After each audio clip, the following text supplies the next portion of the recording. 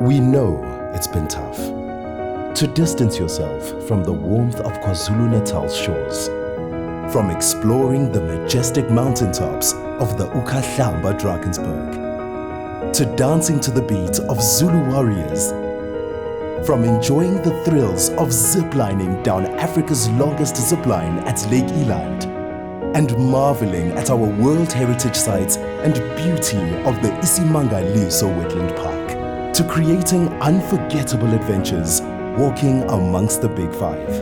But while you're missing out on these unbelievable experiences for now, distancing yourself from all the things you love to do, remember, KwaZulu-Natal will see you soon.